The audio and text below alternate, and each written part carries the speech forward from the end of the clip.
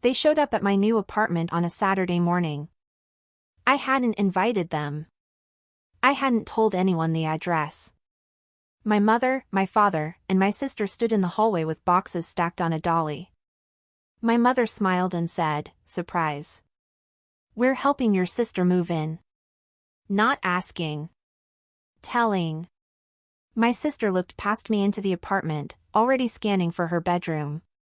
My father was checking his watch like he had somewhere better to be. I stood there holding the door, looking at the three of them, and I didn't say a word. I just stepped aside. I'd bought the apartment 3 months earlier. It was the first thing I'd ever owned. 1 bedroom, 10th floor, floor-to-ceiling windows overlooking the city. I'd saved for 6 years. Worked 2 jobs. Skipped vacations. Wore the same winter coat for 4 years straight. I didn't tell my family I was looking. I didn't tell them when I made an offer. I didn't tell them when I closed. I told them after I'd already moved in. My mother's first question wasn't congratulations. It was, "How many bedrooms?" I said, 1. She paused. Then she said, "That's a shame. Your sister's lease is up in 2 months." I didn't respond. She said, "Well, maybe next time." I thought that was the end of it. It wasn't. 2 weeks later, my sister called. She said, "Mom told me about your place." I said, "Yeah." She said, "I'm looking for somewhere new. Rent's getting crazy." I said, "I'm sure you'll find something." She laughed. She said, "Or I could just crash with you for a bit. Just until I figure things out." I said, "It's a 1-bedroom. She said, "I don't need much space. I can sleep on the couch." I said, "I don't have a couch yet." She said, "Then I'll bring one." I didn't say yes. I didn't say no. I just said I had to go. The next day, my mother called. She said, "Your sister really needs help right now." I said, "She has a job." She said, "She's trying to save money. You know how hard it is out there." I said, "I do. That's why I saved for 6 years." There was silence on the other end. Then my mother said, "Family helps family." I said, "I am helping. I'm not asking her to pay my rent." She said, "You don't have to be selfish about this." That word. Selfish. I'd heard it my whole life. When I didn't give my sister my birthday money. Selfish. When I didn't let her borrow my car and she missed a party. Selfish. When I moved out at 22 instead of staying home to help with bills. Selfish. It didn't matter what I did. If it wasn't for her, it was selfish. I told my mother I had to think about it. She said, "Don't think too long. Her lease ends soon." I didn't call back. I thought if I stayed quiet, it would go away. But my family didn't work like that. They didn't ask twice. They didn't wait for permission. They just decided. And that's how they ended up at my door on a Saturday morning, boxes in hand, talking about which bedroom my sister would take. Except I only had 1 bedroom. And I'd made sure they'd see that the moment they stepped inside.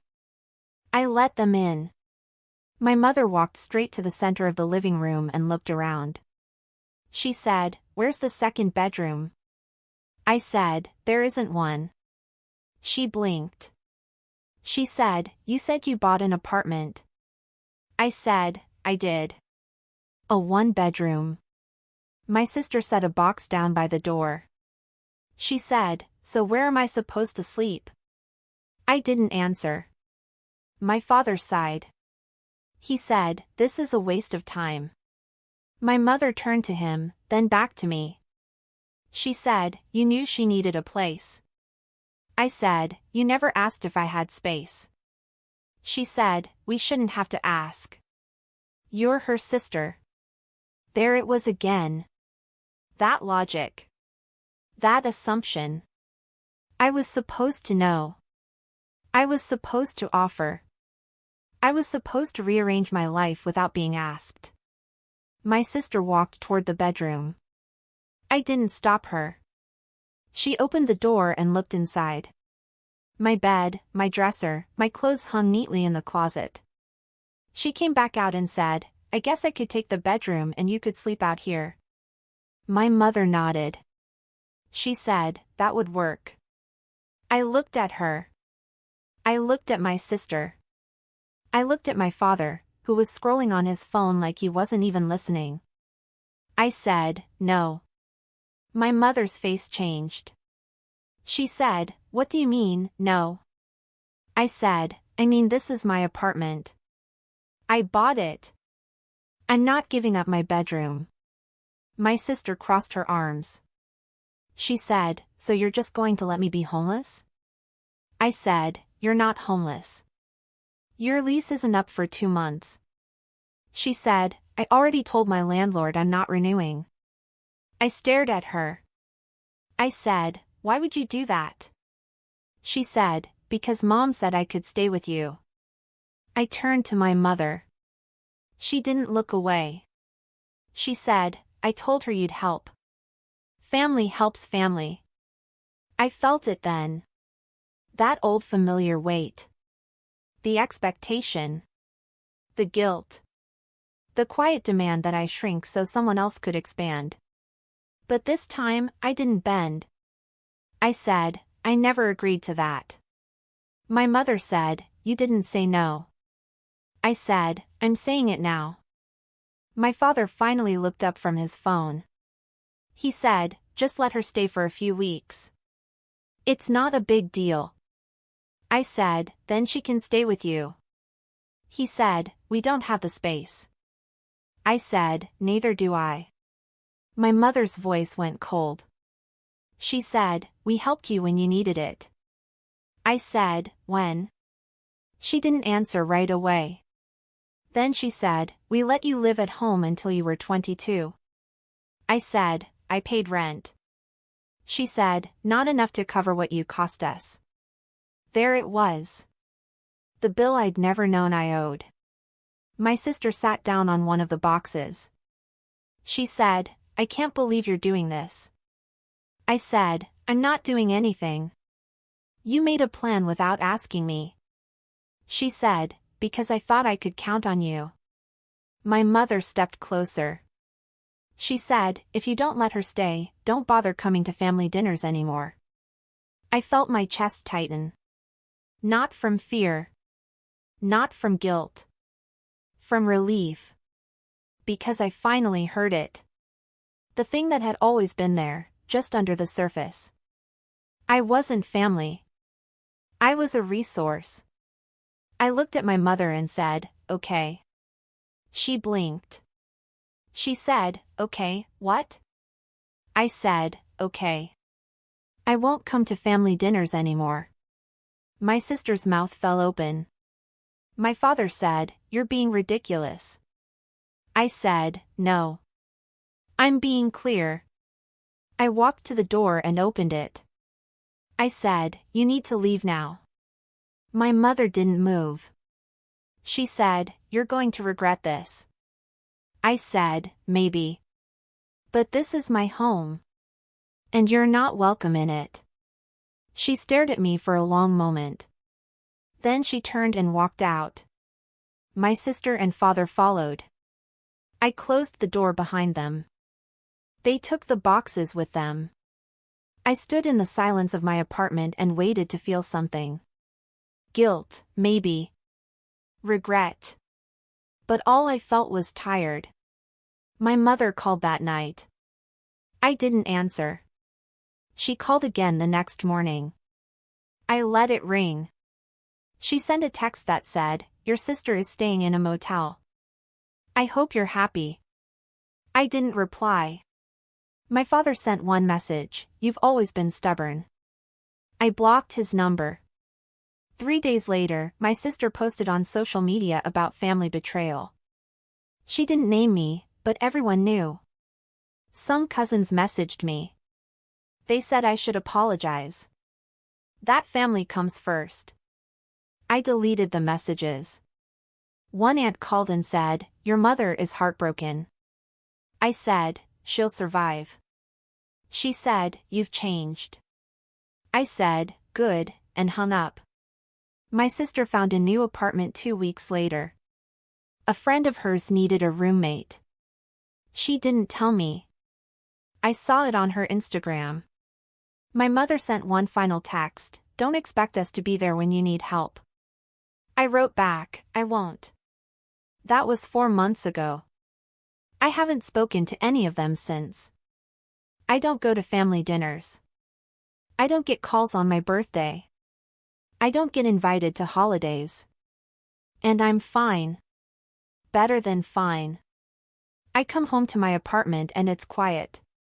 It's mine. No one shows up uninvited. No one expects me to give up what I've earned. I'm not angry anymore. I'm not hurt. I just finally understand. Some people will only love you as long as you're useful. And the moment you stop serving them, they'll call it betrayal. I don't need their approval. I don't need their forgiveness. I have something better. I have my peace. I still think about that morning sometimes. The look on my mother's face when I said no. The way my sister assumed my bedroom was negotiable. The way my father acted like my boundaries were an inconvenience. I don't think about it with anger. Just clarity.